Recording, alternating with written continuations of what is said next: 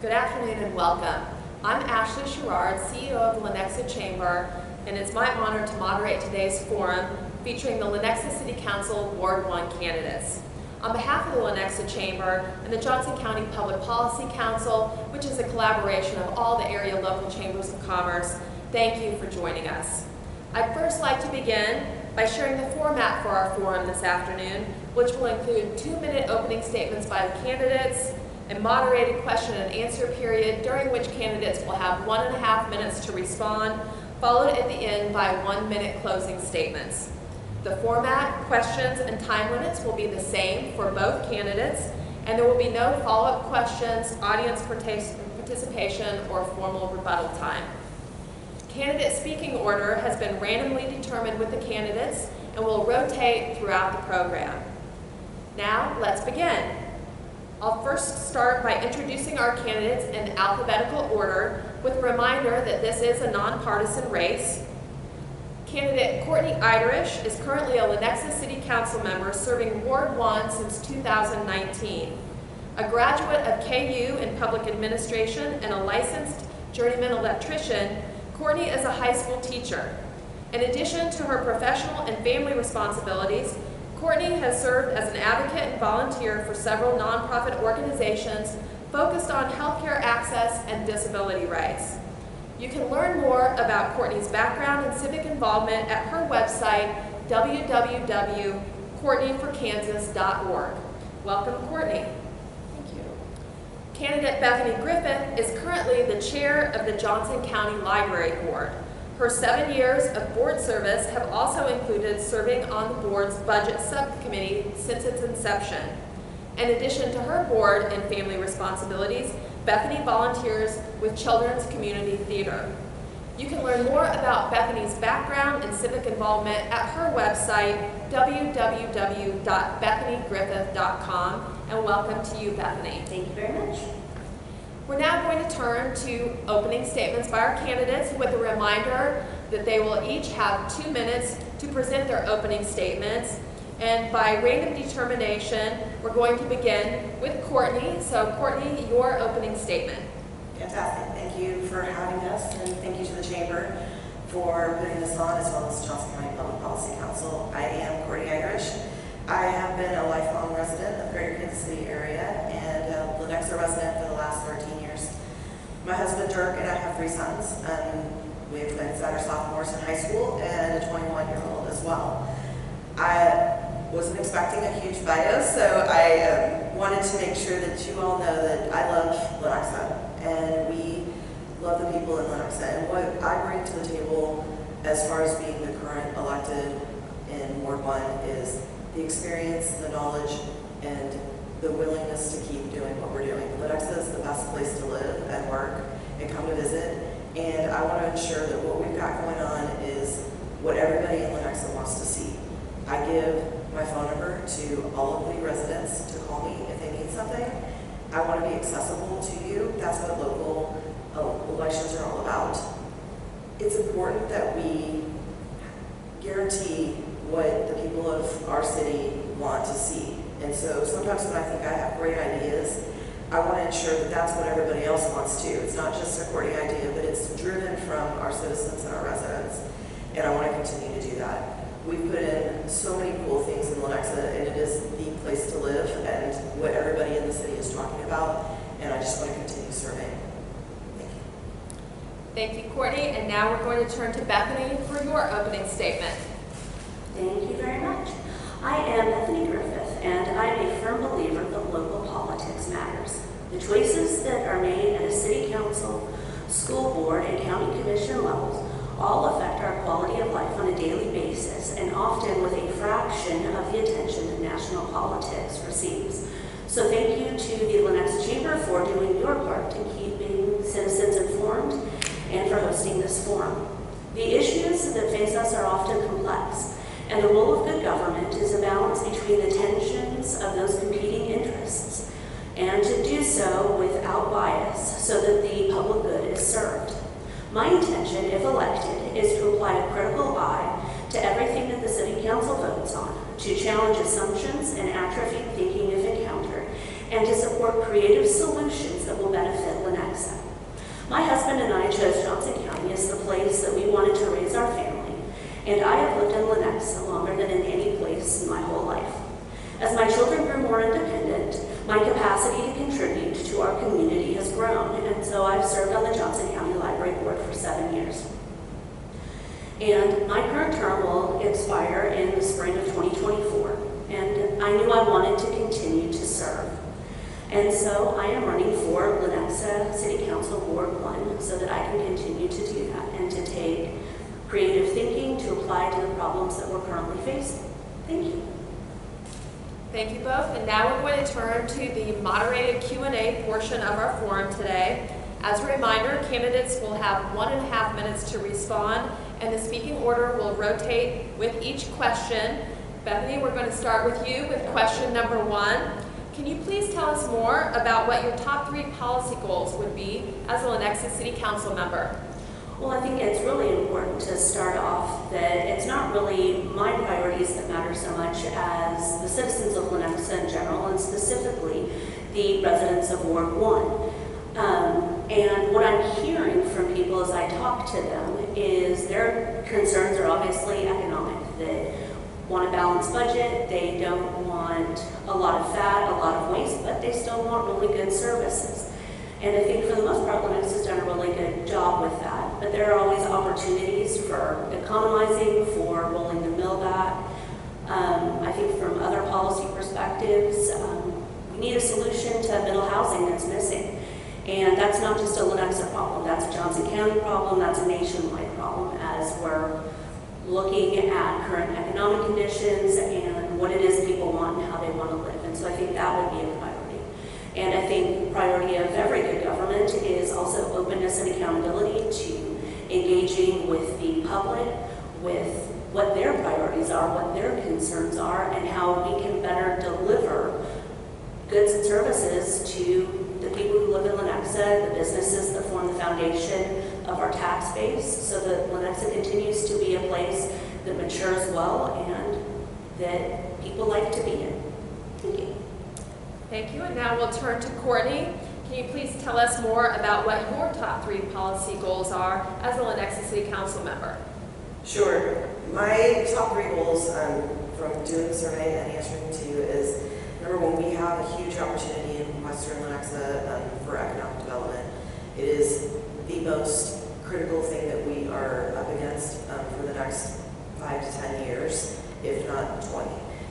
We are listening to our residents. We are listening to the business community. Right now we're in the middle of a comprehensive plan that will be out by the end of the year, which includes future land use maps, what we want to see and where we want to see it. And it's our goal to make sure that it's what Lenexans want. Secondly, infrastructure is a big deal. We spend a lot of money on maintaining the things that you can't see. All of your stormwater, all of your pavements. We have incredible services that we provide. When you drive through Lenexa, there are no potholes. There's no chip and seal. There are no things that you see in other cities because this is where we focus our money on. Our streets are shoveled. Our roads are salted. It's important to the people in Lenexa that those are the things that matter to them, and that's what we get when we get our satisfaction surveys back. And lastly, the quality of life is what ultimately people in Lenexa want. And so our job is to make sure that we are accessible to them, that we are listening, and that we maintain the expectations that Lenexans want and deserve.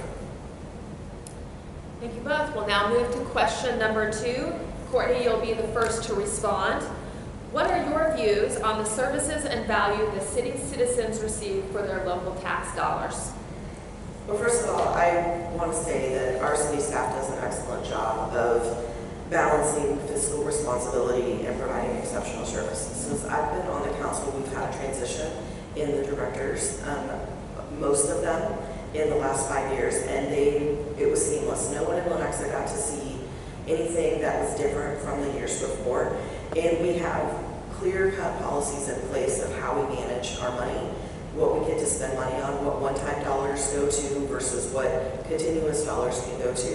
And this is super important because it leaves things very clear-cut for how we get to spend money on what kind of projects. Secondly, we have incredible parks, we have incredible programming, we have the best pavement management system just like what I said before. And our community is one of the safest. And so this is where people expect this high level of quality of life, and they're willing to pay for it. Now, we have rolled back our mill levy for the last 5 years, and we've continued to do that and we have a continued trajectory to do that over the next few years as well. We have a responsibility to not only balance the tax dollars that are coming in, but also to account for the growth that's getting ready to happen. So we don't want to put ourselves in a situation where we are not ready to tackle that as it comes in. So we don't want to be too aggressive. Thank you. And now to you, Bethany. What are your views on the services and value the city's citizens receive for their local tax dollars? I'm going to be honest, I think Lenexa delivers a really impressive product to its citizens. That good stewardship of taxpayer money is vital. And there needs to be a significant return on investment for every public dollar spent.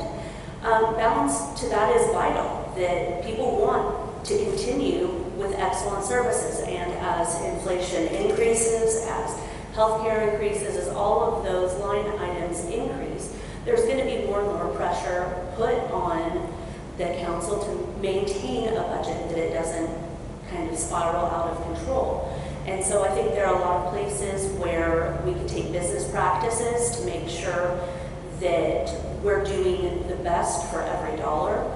And people are willing, you see it in surveys time and again with the library, with county parks, with city parks, that people in Johnson County, for the most part, are okay with their tax dollars being well spent so that they have the quality of life that they want with all of those excellent services. And so I think it's just vital that as economic pressures continue, that we continue to very finely thread that needle to make sure those services can keep at pace with what the economic realities are. Thank you. And now we'll move to question number 3. And Bethany, you'll be the first to respond. What changes, if any, would you like to see to the city budget? I think really what we need to look at is what the realistic costs of providing services are. And if there's an opportunity for a mill rollback, I think that every tax dollar that we don't need for these vital services should be returned to the taxpayer, reduced, so that we can lessen that burden. Even if it is only a couple of dollars a person, that's still the taxpayer's money. But we don't want to set ourselves up for future problems. So we need to make sure that we have a solid reserve, that we're looking ahead to capital projects, that it can be wiser to cash fund capital projects instead of taking on debt when interest rates continue to grow. And so I think that there are a lot of ways that we need to keep an eye on the future to make sure that we're being smart at every opportunity and thinking as dynamically and as conservatively as possible with anything that has to do with the public purse. And now to you, Courtney. What changes, if any, would you like to see to the city budget? So we spend a lot of time reviewing the budget. When I say a lot of time, probably 4 meetings starting in May.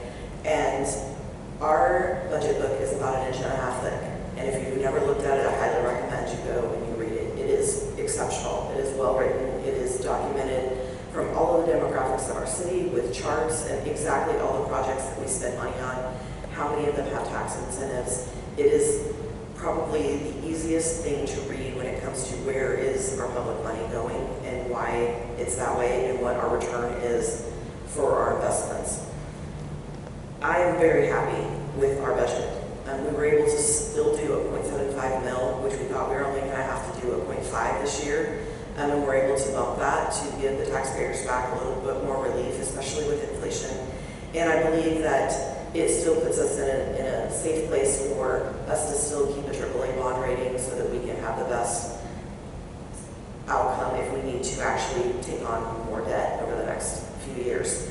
So I am happy to see what we're doing. I think our financial department is doing a fantastic job, and any questions that I have or that anybody else has, they are quick to respond to, and I'm happy to see what we're doing. All right, we're now going to move to question number 4, and Courtney, you will be the first to respond. What role, if any, do you believe the city should play in economic development to bring jobs and capital investment to the community? So when I first got into this job, I had no idea how much the chamber does for our city and what kind of partnership we have with the Lenexa chamber. And it is absolutely vital that we have great relationships with them because this is how we get our city vision to look like what we want it to look like. If I say, here's our future land use map, and here's what we think we've zoned it for, but we don't have any idea of the things that we want to see, how can we make that happen? If a resident says, we'd like to have more restaurants, how do we make that happen? And so the partnership with not only the chamber, but with the regional chambers is helpful in making those things come true. Look at City Center. This was a 20-year project in the making. It got put on hold in 2008.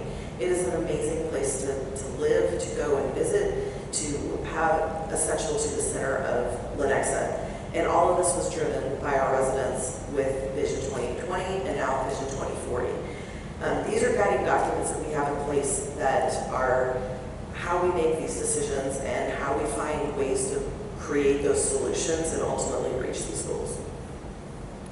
Thank you, and now to you, Bethany. What role, if any, do you believe the city should play in economic development, bringing jobs and capital investment to the community?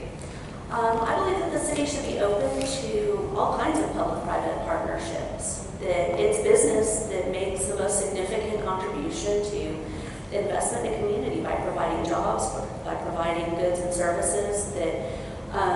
And businesses have different conditions that they operate under compared to government. So there's more of an intimacy with what it actually takes to get something done, to provide a service, whether it's you're making cupcakes or it's a mechanic shop or any of the vital things that we need to make a community function. Because they're literally putting their money where their mouth is. They are investing all of their hard work, all of their energy, all of their capital into making something work.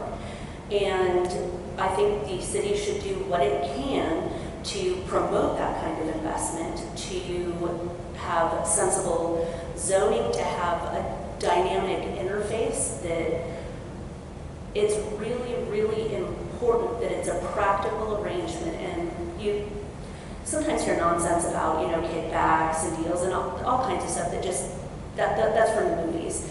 That there's openness, there's accountability, that TIF money is a way to incentivize businesses. It's not a kickback. It's not, everything about it is totally ethical and legitimate, and the city should employ whatever it can to make Lenexa an environment that is really good for business because it benefits everyone. Thank you both, and now we'll move to question number 5. And Bethany, again, you'll be the first to respond. As the city considers future development and redevelopment, describe your views on how the city should best manage and balance its growth.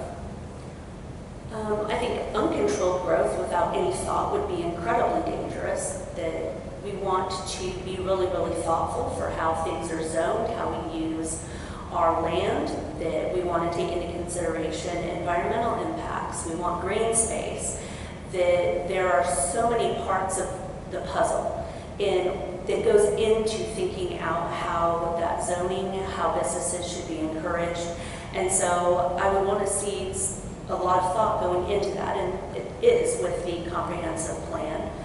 I think we want to see right-size housing for Lenexa, that we've got a lot of apartments, we have a lot of really big houses. I think that there's a gap for middle housing that's affordable for seniors looking to downsize or families just starting out.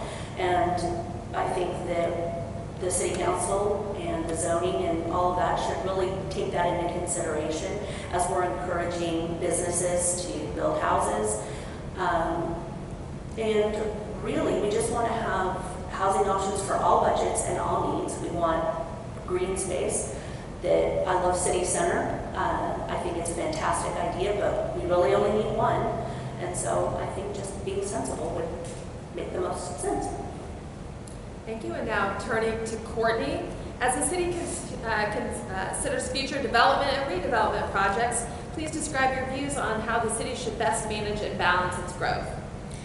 So what's interesting is that we've always had great policies in place in Lenexa with all of these comprehensive plans, with the complete streets, with accepting the climate action KC policies. We're doing a comprehensive plan for our parks, and especially driven by Vision 2040. The thing is that a lot of this has been accelerated by a few things that have come into the city, such as like Panasonic, such as people figuring out that Kansas City is this hidden gem, and we've had an influx of people moving to the area. And because we have such high citizen satisfaction, Lenexa is the place to be. And so it's really important that we maintain what we're doing by following these guiding documents. I am a wholehearted advocate for using all the economic development tools that we have in place to make our city look like what we want it to look like. And if that's the case, then that's what we need to do to make it happen. If you're bringing me what I want to see in our city, then let's figure out a way to do it. And I think that because this has been sped up a little bit, we've got to be on the forefront of some of the major infrastructure needs that need to take place before we get this influx of jobs and people that are going to be driving through our city every day. And so we've got to really set aside some time and some management tools and some staff probably to help facilitate that so that this future development can actually provide the amenities where the growth is needed. We'll now move to question number 6. And Courtney, you will be the first to respond. What is your philosophy on the role the city should play in terms of metro area issues? We always say that issues that happen don't stop at the city limit. It's vitally important that we have regional partnerships. We are highly encouraged to build relationships in this role with people that work in other cities, with their staff, with the other city council members. We do a lot of trainings and events to make sure that we know if somebody's got something working, how can we make it work here? Or how can we make that fit our model? This is issues that become metro-wide because as it hits the center of the city, it kind of eventually will trickle out. And so we've got to be on the forefront of what that looks like. And we don't need to wait for something to become a problem to be part of the solution. And so this is one of the biggest things that we believe is a great philosophy to have and really want to make that a priority. And now to you, Bethany, what's your philosophy on the role the city should play in terms of metro area issues? I believe that we should always be good neighbors, that I think if there's an opportunity to help partner with our neighbors, we should. That there are things that Lenexa does exceptionally well, that we should share what we've learned, best practices, and I think that we should certainly look to our neighbors, other cities of similar size, similar demographics, to see what they're doing. That the public sphere is dynamic. There are all kinds of creative people, and having those relationships means that in some ways we can kind of crowdsource good ideas. And some of our problems are citywide, some of them are countywide, some of them are statewide or national. And so it would be the height of arrogance to assume that we don't need any help, that we can do it all by ourselves. That best practice should be talking to our friends, talking to our neighbors, talking to our citizens, so that we can take advantage of all kinds of creativity. Moving on to question number 7, and again, Bethany, you'll be the first to respond. What do you believe are the greatest challenges the city faces over the next 10 years, and how would you address them?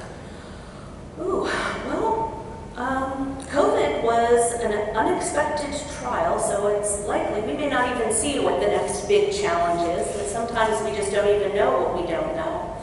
So I think that really it's about fundamentals, that we need to make sure that we have a balanced budget, that we have a healthy reserve in case there's an economic contraction and we need to continue to provide vital services. I think that every situation, every problem should be approached with an eye in the future. That each city department, I think, should have a succession plan and training opportunities so that our city staffers stay up to date on policy trends, best practices, so that no matter what's going on at a personnel level, services can continue without citizens ever knowing that there was a hiccup, a disruption, or a change. And so those are the fundamentals, I think, that can really do our best to problem-proof. But until you kind of know what you don't know, that's really the best that you can do, is just try to be sensible and to be practical. And now turning to you, Courtney, what do you believe are the greatest challenges the city faces over the next 10 years, and how would you address them? I think the biggest challenges that we're going to see over the next 10 years is the build out of the city. We have so much growth that's going to happen in the next 10 years, and the infrastructure that needs to come with that, including widening K10, including widening 83rd Street, and making sure that we have the amenities that still protect our neighborhood nodes, as well as the other items that are outlined in Vision 2040 and in the comp plan. This is huge because we need to decide at this point when we do our comp plan, do we want a population of 80,000 or do we want a population of 150,000? And what does that look like? And how do we cater our city to accommodate whatever number of people we expect to have in the next 10 to 30 years?